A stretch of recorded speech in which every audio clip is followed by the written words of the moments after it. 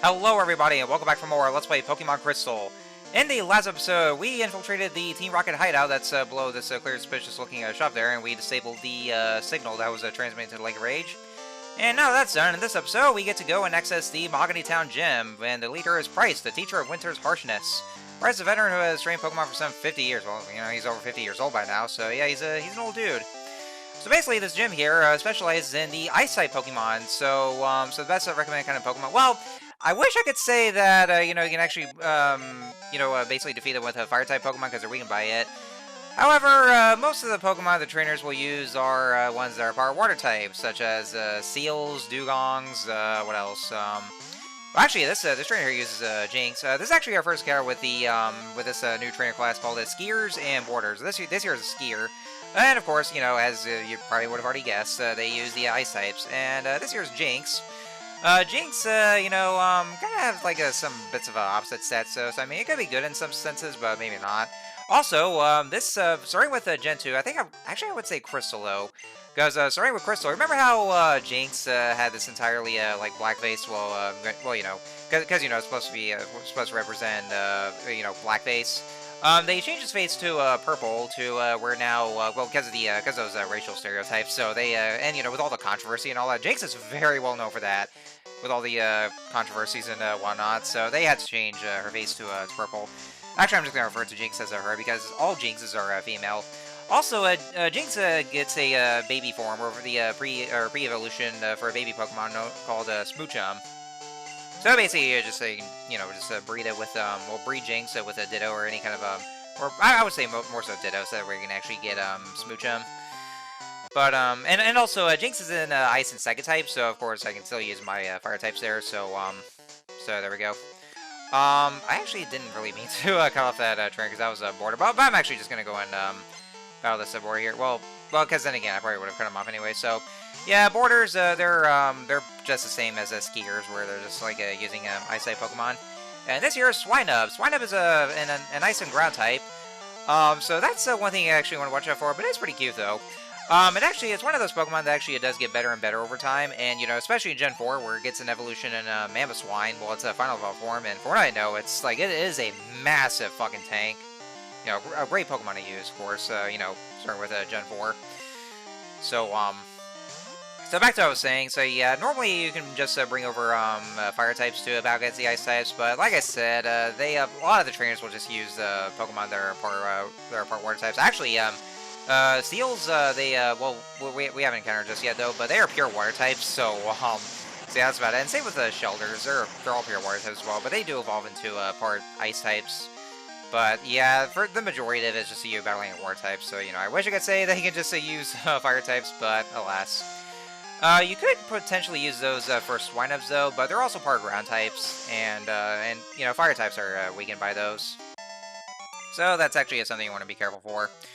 But you know, there was just that one Jinx that's just like Ice and Psychic type, so that's pretty much all there. So I guess it's just like, you know, still bringing Grass or Electric types for those water-based Pokemon. What else? The other weaknesses that Ice types do have are they're also weakened by Rock types, Fighting types, and I believe Steel types. Yeah, Steel types. They're also strong against those, so you can also just use them as well if you ever want to. I think the only kind of let me think. I think they're also strong against the they're strong against Grass types, of course, Flying types, and Grass types as well. So those are basically just like those kind of weaknesses there. And also like. At least during this time, the Ice types are one of the only two types that are that have an advantage over Dragon types. Like at the time, there's only two types, just like Ice types, and then and also their own types. But yeah, those are basically just one of the two. At least before Gen 6, when we had Fairy types and all that. And I believe this guy is going to be. Oh, okay, no. Well, he is going to be using Seals Evolve form, which will be Dugong, which is let's talk about, but well, I might as well go and talk about it now. Or actually, I can just talk about Seal in itself. Seal, well, you know, defending itself for being you know, a seal, because you know it's seal. Just you know, remove the A and just replace it with an E. But like they're pretty bulky, I would say. So I would say like good for good on the defensive side. And like I said, Seal does evolve into the the part ice type that's Dugong, which we'll definitely see in just a sec here. Yeah, there we go. That's Dugong, and Seal actually does evolve by level, unlike with Shelter, where it just evolves with a Water Stone. So yeah, I guess that's pretty much my rough explanations on the this whole gym itself. And I will say though, those trainer classes, Skiers and Boarders, those are the only times you'll ever be encountering them. Like only in the Mahogany Town Gym, and everywhere else, you can't really, you don't really see those ever again. I would say, well, actually, yeah, I think like in Heart Gold and Soul Silver, it's actually no longer the only location where you actually get to encounter them again in the Seafoam Islands, because they actually brought that back as a dungeon. Well, spoiler warning there, actually. Well, I mean, you know, not so much of a spoiler anymore, though, because, I mean, you know, everybody knows about that, so, I mean, what am I saying? What am I talking here? So, anyways, that's all the turns to battle here, and, yep, just one Pokemon Center visit later. So, for this puzzle here in this gym, all I gotta do is just, you know, just slide around here. It's actually this is one of the more pain in the ass kind of gyms where you have to figure out which direction to slide in, because once you step into the ice, then your character will just automatically just slide through. So pretty much all the ice type gyms are very much like that, and you have to predetermine like which path to take just by sliding around the on those icy tiles. That's pretty much all there is. Heart Gold Soul Silver kind of changes where you push these ice blocks and whatnot, and then you just proceed through each of the rooms. But overall, it's still kind of the same ice tile sliding what there is.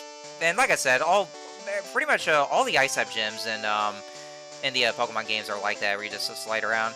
And let's see, I'm not so sure with the Sir Chester gym and Sword and Shield. Well, at least in Shield though, because the gym there is actually a version exclusive where only in Shield you have the Ice type gym leader. But I don't really know though, because I only have Sword. I don't have Shield, so I only end up with the Rock type gym leader. So that much I don't know about, but I'm pretty sure it's the case there. So oh, also before I go on ahead there, well actually we made it to the gym leader anyway, so there we go. I do want to throw this out there. Yeah, I did see the news about the Legend of Zelda movie, the live-action one. I'm super duper excited as a diehard Zelda fanboy. I'm so excited! I can't wait! Yes! Yeah, the Zelda movie is actually a live-action one's going to be a thing, so I am definitely looking forward to that there. So yeah, there we go. Just want to throw it out there. I'll probably just do a review discussion after the movie comes out and just you know, say my thoughts because I just had to. So. Anyway, ladies and gentlemen, so here we have Pryce, and Pryce is definitely not really dressed for the occasion here. He looks like he's just wearing summer clothes, which is ironic for an Ice type gym leader. And he's known as a winter trainer, you know, since you know he's a veteran trainer. He's been training since before we were born. But yeah, Pryce's design of this gen is really inappropriate for the occasion. They actually redesigned him for Gen 4, where he's actually given much more weather-appropriate clothes. You know, a big trench coat and scarf. You know, I actually really do like this redesign, which of course you'll see in the thumbnail, because you know since I use those kind of designs there. But you know, I do like the Heart Gold and Soul Silver redesign a lot more, because it's much more weather-appropriate, and he looks very gentleman-like, I gotta say. But anyway, so yeah, Pryce here, he's gonna start off with a Seal and then later Dugong. Seal and Dugong actually have the same exact moves. The only difference being is just the typing. Both of them know Headbutt, Icy Wind, Aurora Beam, and Rest. Icy Wind is a move that's damage dealing, and it also lowers the opponent's speed. And then Aurora Beam is just here kind of the standard Ice type attack, where you know it just where it kind of doesn't have much power. Rest though, Rest actually like it does put your Pokemon to sleep, but only for 2 turns. But not only that though, it actually heals it heals the opponent's HP all the way to full. So that's actually pretty useful like that though.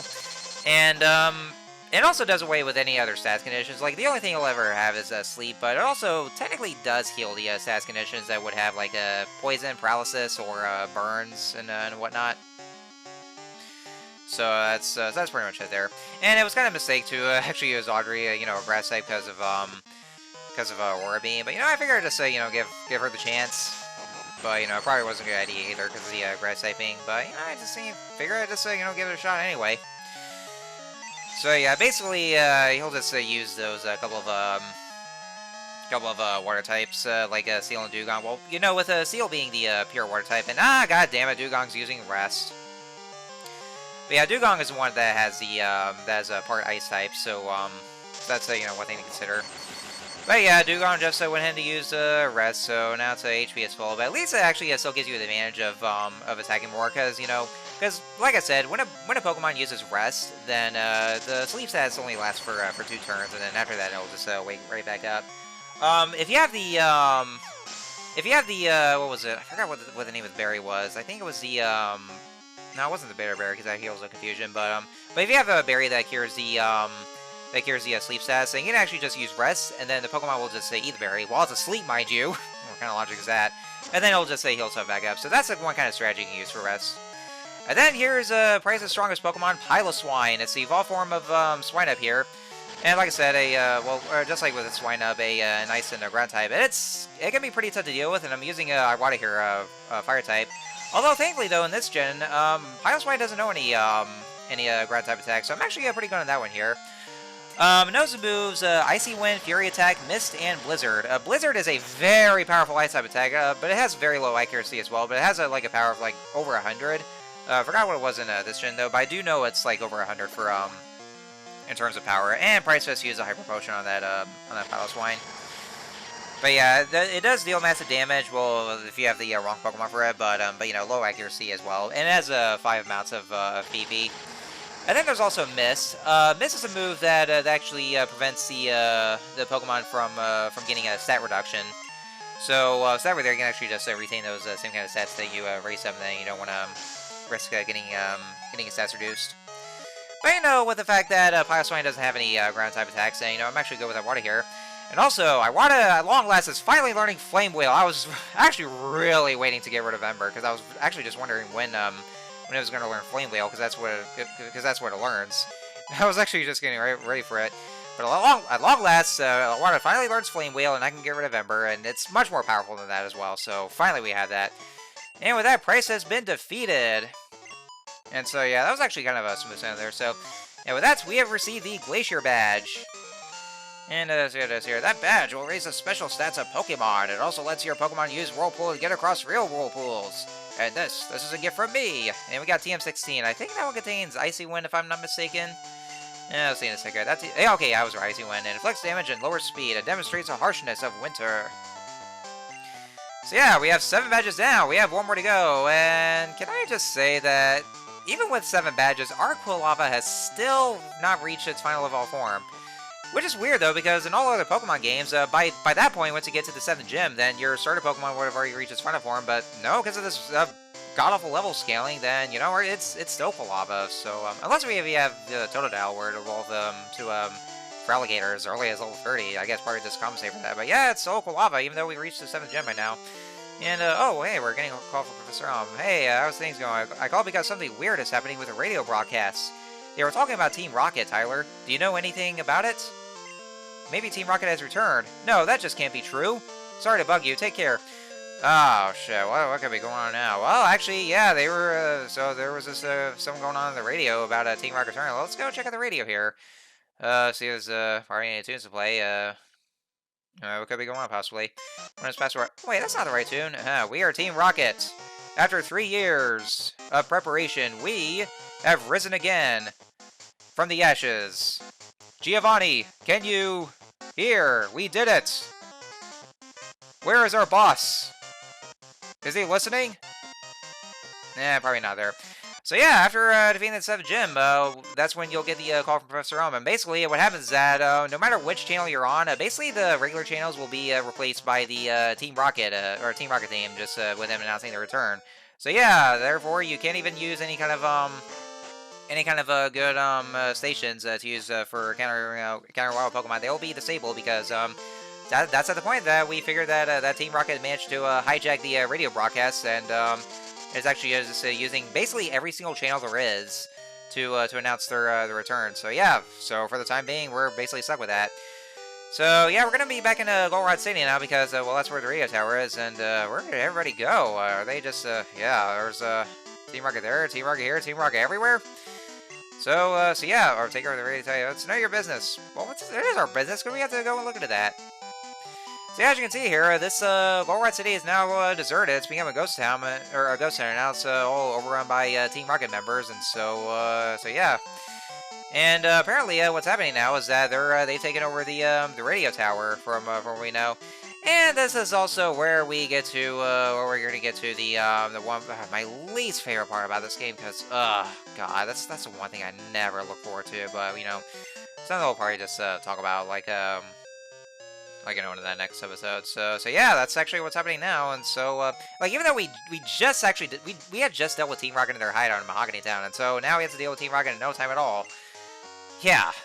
So yeah, just dealing with those again. So anyway, I guess our next destination is going to be back over the radio tower because we see that's already been overrun by Team Rocket, and so we're going to see if we can put a stop to it. So next time on Let's Play Pokemon Crystal, we're going to do that, and I am not looking forward to this at all. You'll probably see why once we actually get to it. So I will see you guys next time.